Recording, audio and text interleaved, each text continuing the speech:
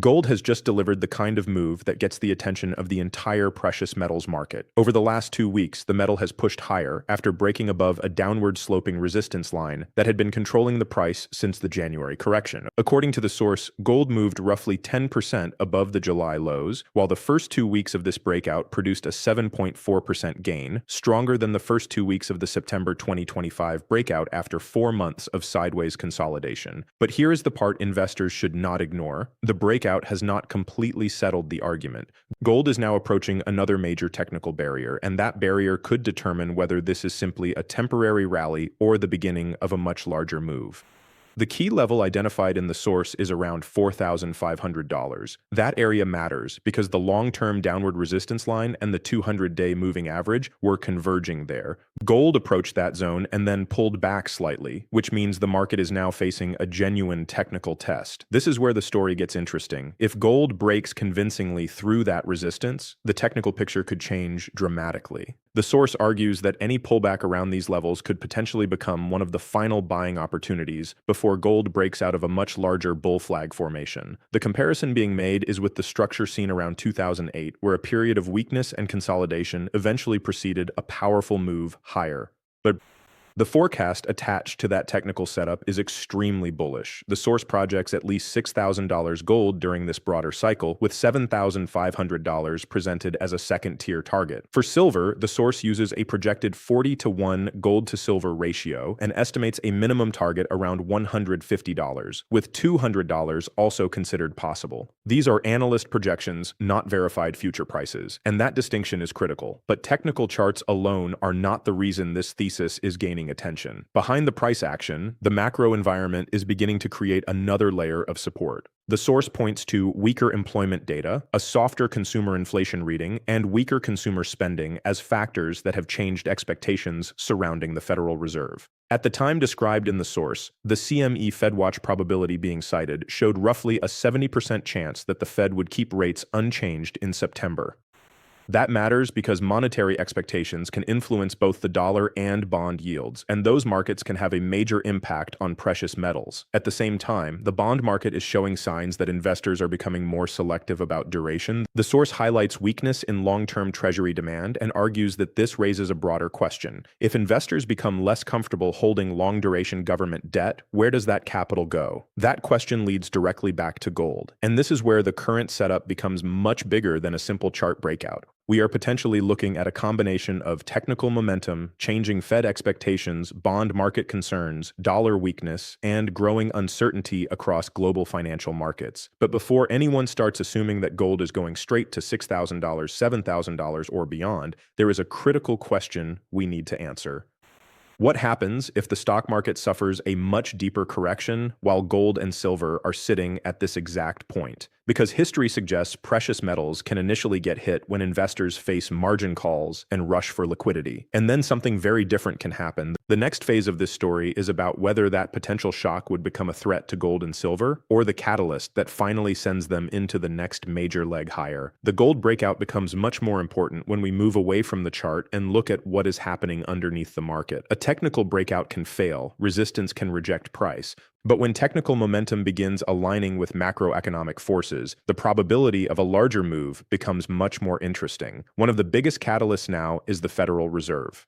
The source points to a major shift in expectations surrounding the September meeting. Weak jobs data, a softer consumer inflation reading, and disappointing consumer spending had changed the market narrative, with the source citing roughly a 70% probability of rates remaining unchanged in September. The important point is not simply whether the Fed cuts rates or holds them steady. Markets trade expectations. If investors begin believing that monetary policy will eventually become less restrictive, that expectation can influence Treasury yields, the dollar, and precious metals before the Fed actually changes anything. And gold is extremely sensitive to that environment. If real yields decline and the dollar weakens, the opportunity cost of holding gold can become less restrictive. That can encourage investment demand. But there is another factor developing at the same time: the bond market.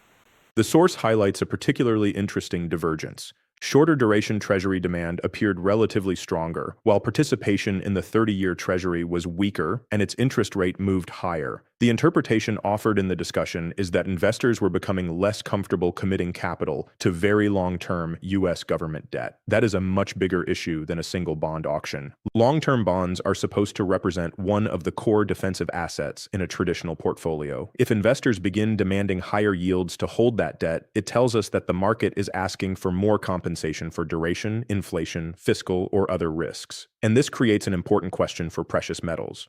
If confidence in long-duration bonds weakens, where does defensive capital go? The answer is not automatically gold. Investors can move into cash, short-duration government debt, foreign currencies, equities, commodities, or other assets. But gold becomes increasingly relevant when the concern is not simply market volatility, but purchasing power risk and confidence in financial assets. The dollar adds another layer to the equation. The source describes noticeable weakness in the US dollar index and argues that the dollar was approaching technical support. If that support breaks, it could become an additional tailwind for gold and silver. But the dollar story is not simply about charts. Global capital is constantly searching for the best combination of safety, liquidity, and return. When investors become less comfortable with one market, capital does not disappear. It moves somewhere else. That is why the discussion about Japan becomes so important. Japan has historically been a major source of inexpensive global capital, and the source argues that rising Japanese rates and pressure on the yen could eventually disrupt that structure. The discussion also points to Japan's large holdings of U.S. Treasury securities and the possibility that currency pressure could complicate those holdings. Now, this should not be interpreted as proof that Japan is about to dump treasuries or that the dollar is about to collapse. The source itself acknowledges that the dollar is likely to remain dominant in the immediate future. The more important takeaway is that the global financial system is becoming less straightforward. Japan is dealing with currency pressure. Long-term bond markets are demanding attention. The dollar is showing weakness. The Federal Reserve's next moves are uncertain, and investors are questioning whether some of the biggest technology and AI valuations have become too stretched. Put all of that together, and gold's recent breakout starts looking less like an isolated metal story. It starts looking like a potential response to a much broader shift in how investors are thinking about risk.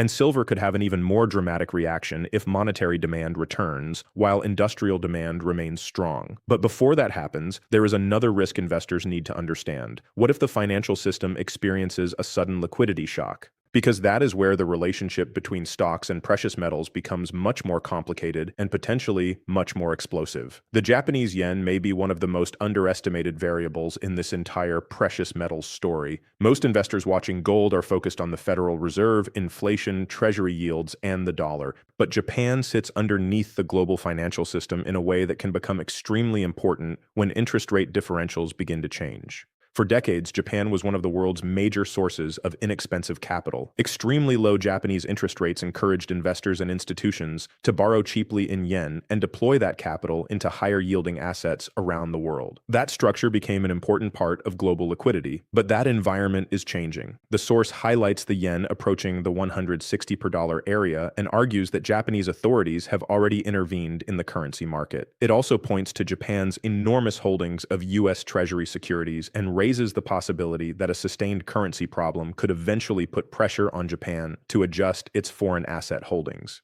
This is where the story becomes much bigger than Japan. If Japanese interest rates continue rising, the economics of borrowing cheaply in yen and investing elsewhere become less attractive. Capital that previously flowed outward looking for higher returns can begin behaving differently. Positions can be reduced, hedging costs can change, bond markets can react, and global liquidity can become less predictable. That does not mean Japan is about to trigger a financial crisis. It also does not prove that Japanese investors will suddenly sell enormous amounts of U.S. treasuries. Those are possibilities discussed in the source, not established outcomes. But the direction matters. The source argues that Japan may eventually have to raise rates further, and that this could have a major impact on global markets. Now connect that to what we already discussed. The United States has a massive debt burden. Long-term treasury yields are under pressure. The dollar has been showing weakness. The Federal Reserve is navigating a difficult balance between inflation and economic growth. At the same time, investors are questioning whether some technology and AI valuations have become excessively stretched. That creates an environment where capital becomes more sensitive to risk, and capital is always looking for somewhere to go. The source makes this point directly. If investors become less comfortable holding one asset, that capital has to find another destination. This is where gold's role becomes more interesting. Gold does not need the dollar to collapse for the metal to benefit. It does not require the United States to lose reserve currency status. In fact, the source explicitly argues that the dollar is likely to remain dominant in the immediate future. The bullish argument is much simpler. If investors become less comfortable with risk across stocks, bonds, and currencies, even a modest reallocation toward gold can have a significant impact on price. Silver could then amplify the move. Because silver is a smaller and more volatile market, renewed investment demand can create much sharper price movements. And unlike gold, silver has substantial industrial demand, meaning the metal has both monetary and industrial characteristics. That creates the possibility of a powerful feedback loop. A weaker dollar can support metals, stronger metals can attract investors, higher prices can attract momentum traders. Increased investment demand can tighten the available market, and if the macro environment remains supportive, the cycle can reinforce itself. This is how a normal breakout can eventually become a much larger move. But there is one final piece we need to examine: valuation and portfolio positioning. The source claims that an optimized portfolio analysis was showing gold and silver representing roughly 20% of an optimized portfolio at that time. That should not be interpreted as a universal recommendation. Portfolio construction depends on risk tolerance, time horizon, liquidity needs, and many other factors. But it illustrates the broader argument. Precious metals are increasingly being considered not simply as speculative commodities, but as strategic portfolio assets. And if that transition continues while the global monetary system becomes more uncertain, the demand for metals could become much larger. The real question now is whether this is the beginning of that transition, or whether investors are once again getting too optimistic too early.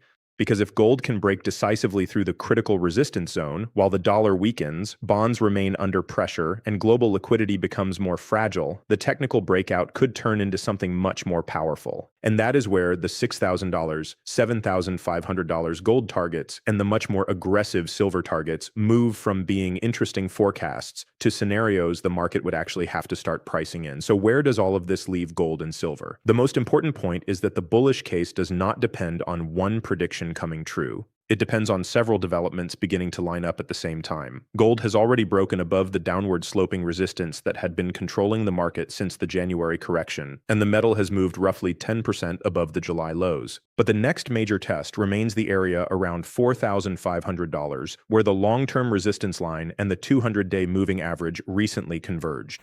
That level could become the dividing line between a strong recovery and a much larger breakout. If gold can decisively clear that resistance and hold above it, the technical structure becomes considerably more constructive. The source argues that the current formation resembles a large bull flag and could eventually produce a move toward at least $6,000 gold, with $7,500 as a higher tier objective. For silver, the projected range is even more aggressive, around $150 as a minimum cycle target and potentially $200. Again, these are projections, not guarantees. And that distinction matters because markets can always invalidate even the most convincing thesis.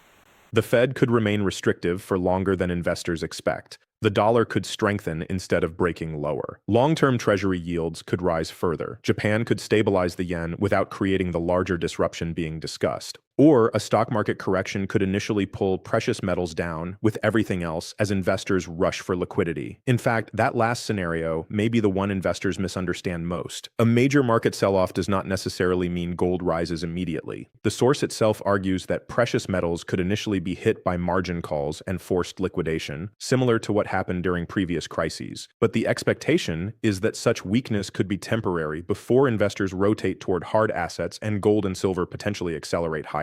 That creates an important distinction between price volatility and fundamental direction. Gold could fall sharply for a few days and still remain inside a much larger bullish structure. Silver could experience an even larger percentage decline and still have its long-term thesis intact. What matters is what happens afterward. Do the metals recover quickly? Do the miners confirm the move? Does the dollar continue weakening? Do long-term bond yields remain under pressure? Does investor demand increase? Those are the signals worth watching. The currency market is particularly important. The source argues that the yen approaching the 160 per dollar area could require additional Japanese intervention, and that Japan's changing interest rate environment could eventually have wider consequences for global liquidity. But the broader conclusion is not necessarily that the dollar is about to disappear as the world's dominant currency. The source explicitly rejects that idea in the immediate future.